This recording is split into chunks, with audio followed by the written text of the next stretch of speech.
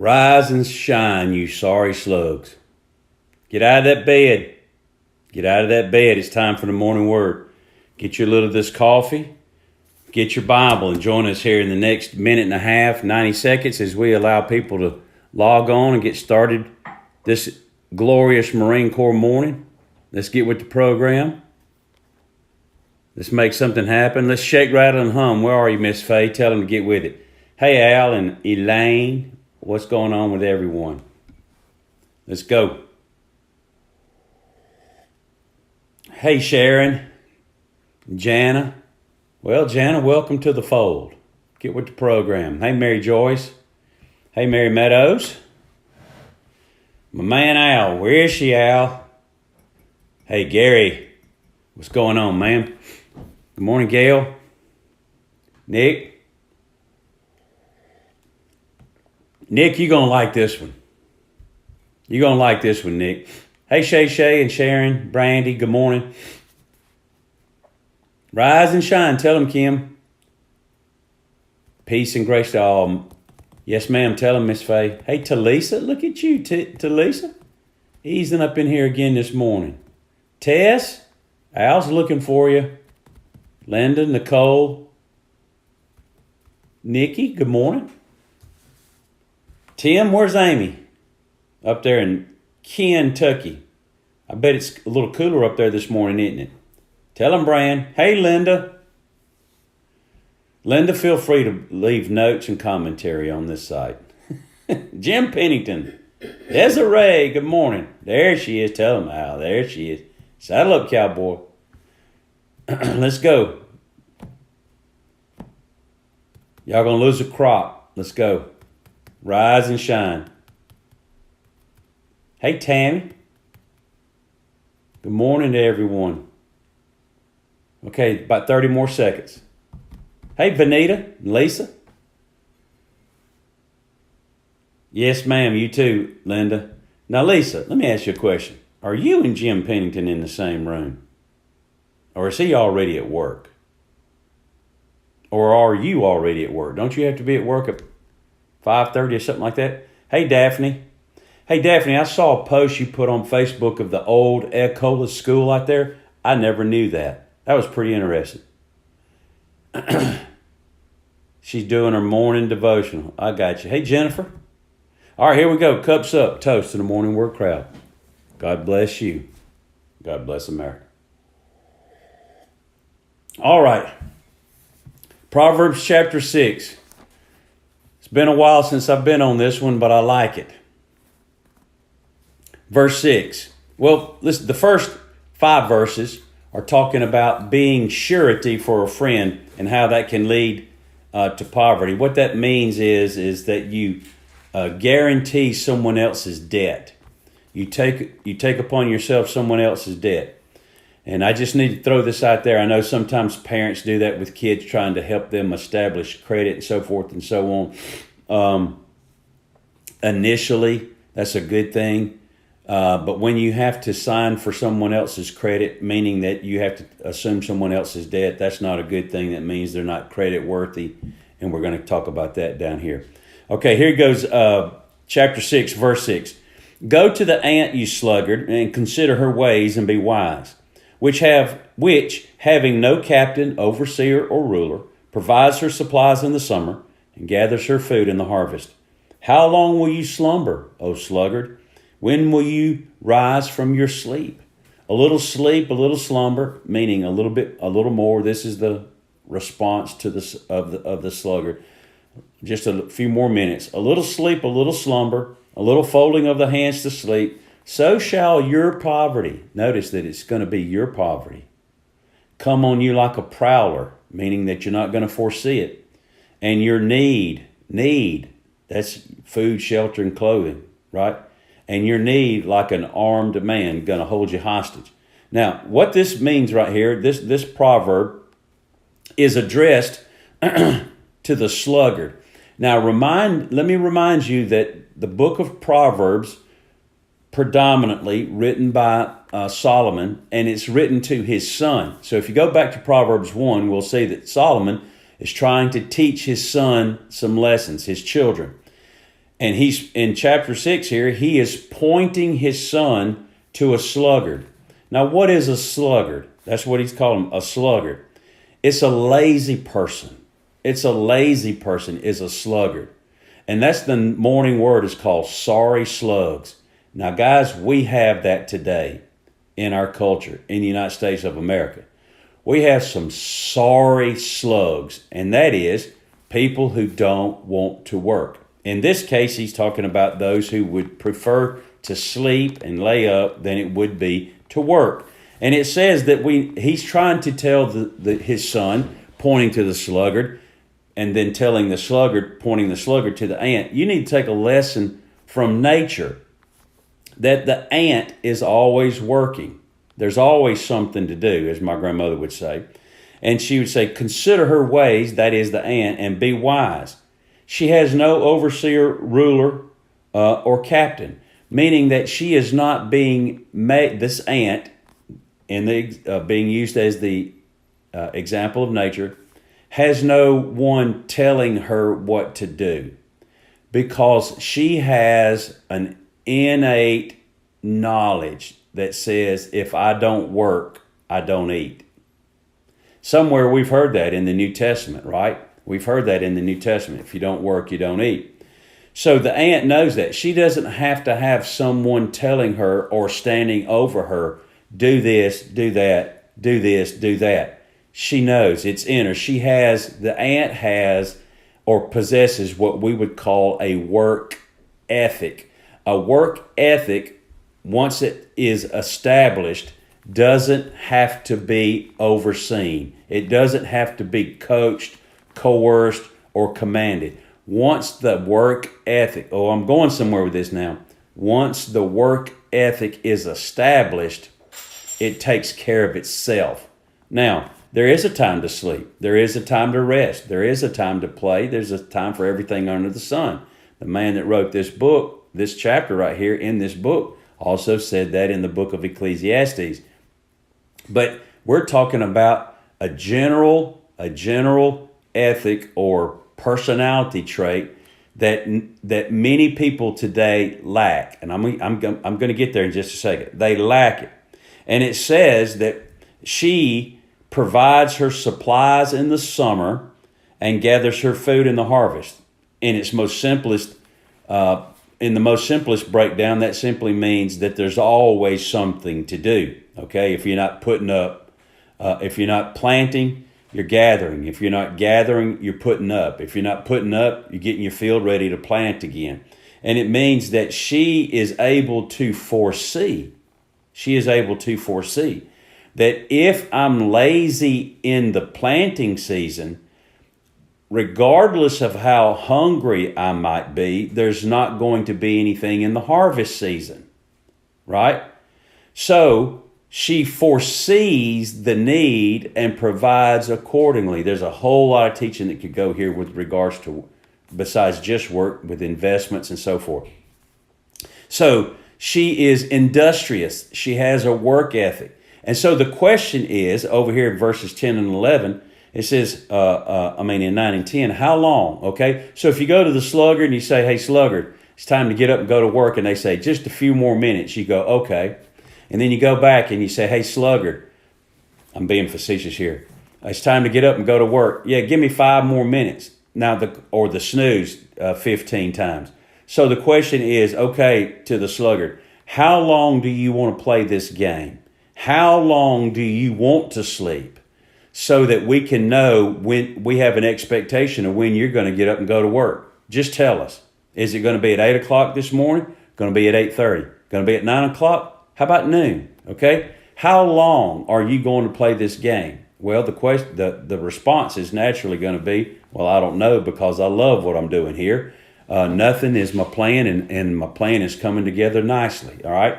So this is a person who's lazy, who has no work ethic. Now, it says that your need is going to come upon you like an armed man. It's going to hold you hostage. What is your need? It didn't talk about your Cadillac or your condo. This is not talking about not having the niceties of life. This is talking about not having the necessities of life. that people who lack work ethic not only don't have nice things, they don't have necessary things. And they are constantly in need of a power bill being paid, a water bill being paid, clothes for my kids, food on the table, heat in the winter.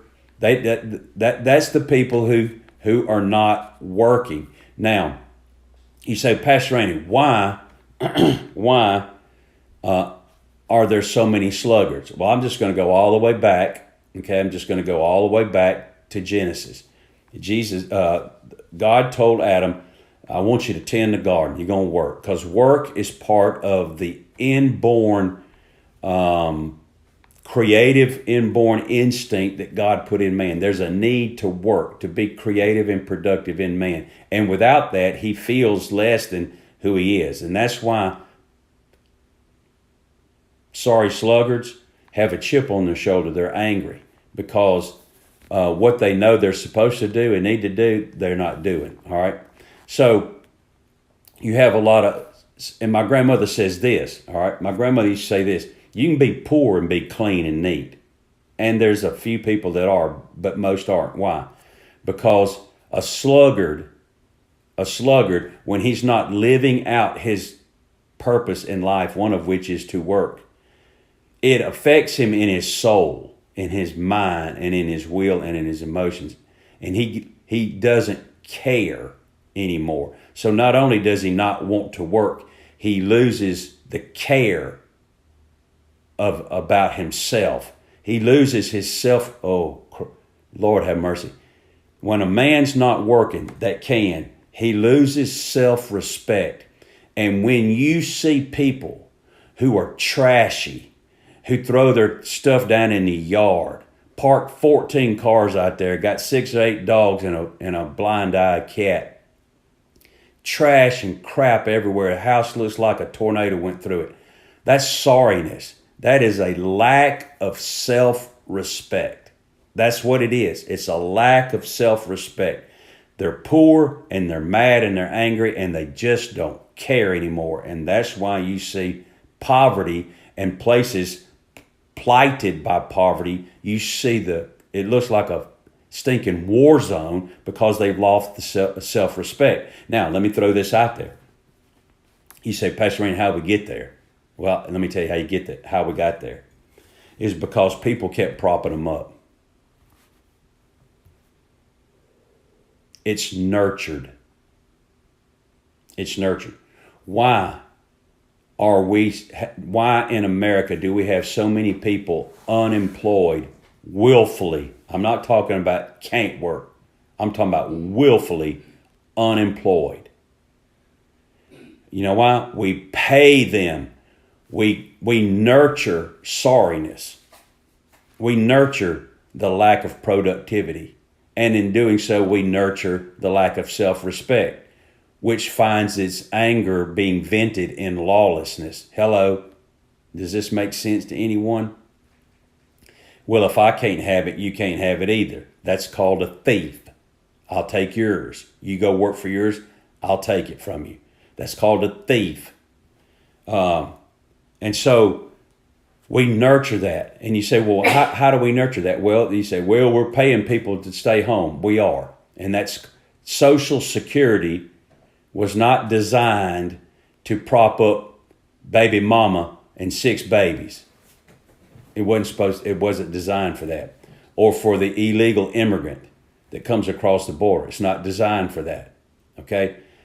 I'm not going to go into that. But let me just wind this up right here by saying, okay, the reason it's so prevalent in the United States is that we nurture it. We nurture it. Now, we've been talking about poor folks, but let me tell you how poor folks get poor. Through hard times. Okay? Let me tell you how the haves become the have-nots. It's when the hard times come and you didn't look at the season ahead of time and you stopped working, or you quit working, or you didn't work at all. And all of a sudden you have a need and you can't meet it. Okay? So how do you get the sluggard out of the bed? Don't feed him. How you get the sluggard out of the bed? Don't pay his power bill. Well, let me back it on up a little bit. We nurture sluggards in our families today. And that is because a mom and a dad somewhere went out and worked and became so prosperous that they said, I want my children to have it nicer than we had it, nicer than you had it. You had a house, you had food, you had clothing, you had a car, you had a job. How much nicer you want? Well, I want them what you want. And what we're meaning is we want them to have nice things without working for them. You go give them a house. You go drop 50 grand on a wedding. I mean, I don't care if you have the money. That's stupid. That is not responsible.